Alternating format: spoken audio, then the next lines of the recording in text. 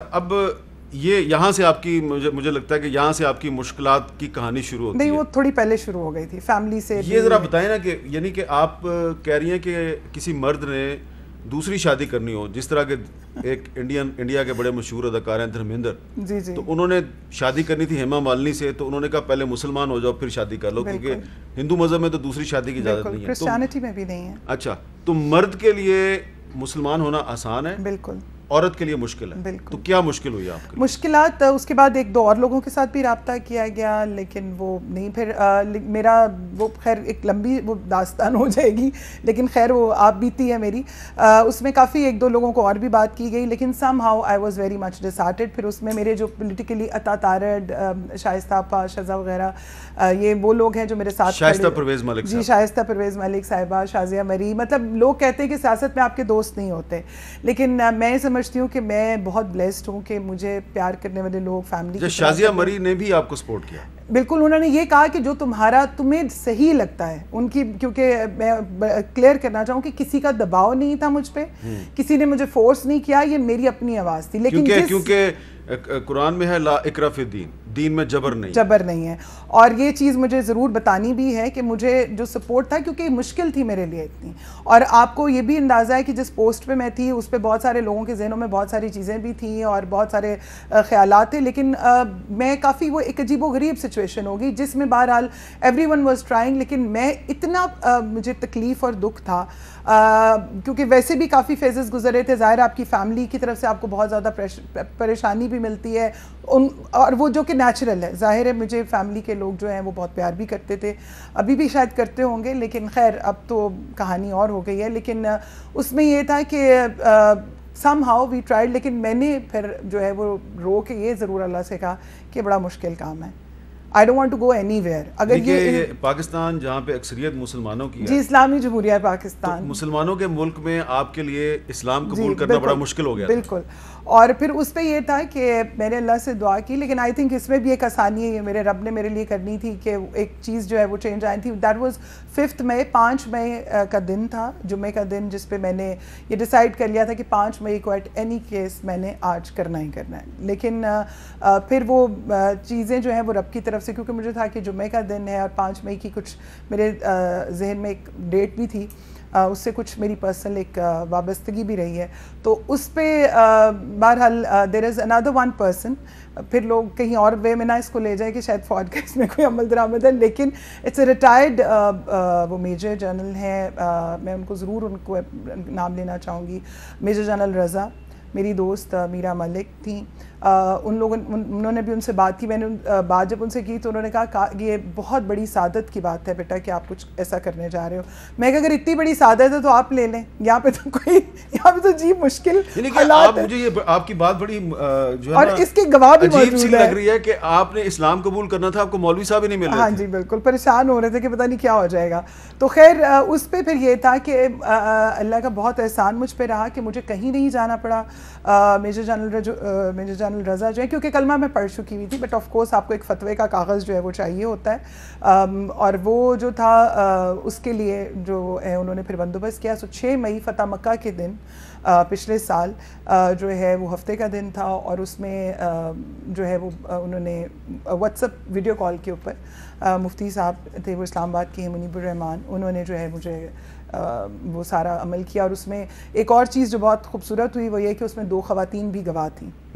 جی، وہ میری دوست میرا ملک اور ان کی بیٹی اجمیر تھیں، وہ دونوں بھی گواہ تھے. پھر جو رضا بھائی ہیں وہ خود، اور عطا تارٹ بھی تھے. اچھا، اب اس میں پھر بعد میں مجھے کسی نے بتایا تھا کہ آپ کو پھر ڈی سیٹ کرانے کی بھی کوشش ہوئی. جی بالکل. کچھ لوگ جو ہیں وہ پارلیمنٹ میں گئے اسپیکر صاحب کے پاس کہ اس کا کوئی حق نہیں ہے بنتا اور اس کو کریں، لیکن ان کو خود اندازہ نہیں تھا کہ میں جو ہے وہ منورٹی کی سیٹ پہ نہیں ہوں. تو یہ ہمارے بہت سے جو نان مسلم پاکستانی کمپلین کرتے ہیں کہ زبردستی مذہب تبدیل کروایا جاتا ہے، خاص طور پہ عورتوں کا، اس کے بارے میں آپ کیا کہیں؟ دیکھیں، میں یہ نہیں کہوں گی کہ پاکستان کی ساری پکچر جو ہے وہ بہت سفید ہے، بہت ٹرانسپیرنٹ، بہت بلنگ بلنگ ہے، چمکتا ہے. بہت ساری چیزیں ہیں، بہت سارے ایشوز ہیں، بہت ساری تکلیفیں بھی ہیں، لیکن پھر بھی اس حد تک وہ معاملات نہیں ہیں جو پوری دنیا میں موجود ہیں، جو انڈیا میں ہیں. آپ دیکھیں وہاں پر پہلا مشنری جو جلایا گیا وہ انڈیا میں جلایا گیا along with his 2 sons.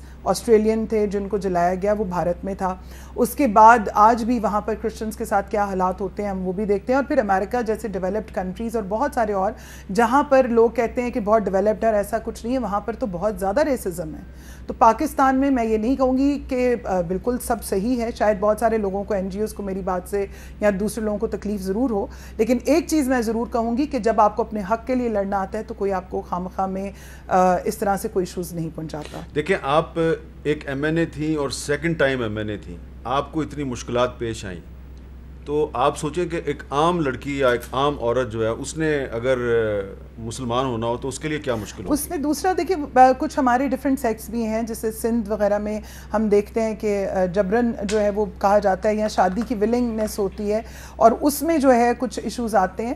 تو وہاں پر ڈیفینیٹلی جب ایشوز آتے ہیں تو وہ ہائی لائٹ بھی ہوتے ہیں، لیکن میرے خیال میں کچھ چیزیں جو ہیں وہ تو قانون کی اگر اس میں بالادستی میں بھی دیکھا جائے تو آج اس طرح سے میرے نہیں خیال میں کیا جاتا ہے. اور آج ہم سب کو پتہ ہے کہ موبائل ایک ایسا گیجٹ ہے کہ اس پہ آپ ایک چھوٹی سی ویڈیو بنا کے نکال دیں تو دنیا آپ کے ساتھ کھڑی ہو جاتی ہے. تو I think you need to raise the voice. اچھا، آپ کے خلاف اسی آپ نے اس کا ذکر کیا، آئی فون آپ کا ہے، تو یہ جو سوشل میڈیا ہے اس پہ آپ کی بڑی بیشنگ ہوئی، وہ کون وہ فیز تھا جو اس کے بارے میں کچھ بتائیں گی؟ وہ فیز تو ابھی بھی ہے امیر صاحب، وہ فیز تو ابھی بھی چل رہا ہے. بالکل بہت سارے لوگوں نے، میں یہاں پر ضرور ایک بات کہنا چاہوں گی کہ جب کوئی مرد اپنی کسی بھی غلط اس چیز کو چھپانے کے لیے، کور کرنے کے لیے مرد ہو یا کوئی وہ کرے تو وہ ٹھیک ہے، لیکن اگر عورت نے کوئی قدم اٹھایا ہے تو یقیناً اس نے کیونکہ لوگوں کے لیے ڈائجسٹ کرنا بہت مشکل ہو گیا ہے کہ رومینہ نے شاید اسلام قبول کیا تو اس کے پیچھے کوئی شادی یا کوئی روپیہ پیسہ یا کوئی دولت ہوگی.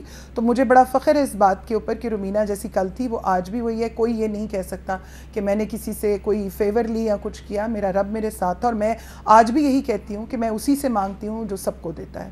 تو میرا رب جو سب کو دینے والا ہے، میں کیسے کسی انسان کی طرف دیکھ سکتی ہوں اس چیز کے لیے.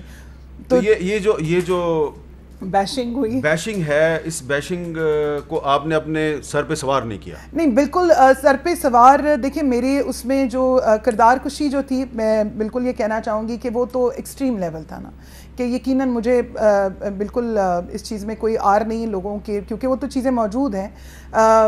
گھٹیا سے گھٹیا گفتگو کیا ہو سکتی ہے؟ آپ کسی کو، عورت کو بازاری کہہ دیں، مطلب اس سے پہلے میں بازاری نہیں تھی، لیکن چونکہ میں نے کیا تو میں بازاری بھی ہو گئی، میں گندی بھی ہو گئی، میری بچیاں گندی، میری ماں گندی، میرے مطلب واٹ ایور، کہ میں پولیٹکس میں شاید آئی اس وجہ سے، اور بہت کچھ جو ہے وہ میں نے سنا. اور ان لوگوں سے سنا کہ جو دوسرے ممالک میں بیٹھ کے پاکستان کے غدار ہوتے ہوئے، غدار میں اس لیے کہوں گی کیونکہ یہاں سے وہ جب گئے اور سائلم لے کے وہاں بیٹھتے ہیں دوسرے ممالک میں، اور وہاں جہاں پہ ان کو وہ ہر قسم کا فریڈم اویلیبل ہے، freedom for religion, freedom for speech موجود ہے، وہاں پہ بیٹھ کے ان کو پاکستان کی ایک عورت کی یاد آتی ہے کہ ہم نے اس کی کردار کشی کرنی ہے، کہ یہ گھٹیا اور غلیظ عورت ہے جس نے یہ قدم اٹھایا. میں نے جو کیا وہ میرا حق ہے.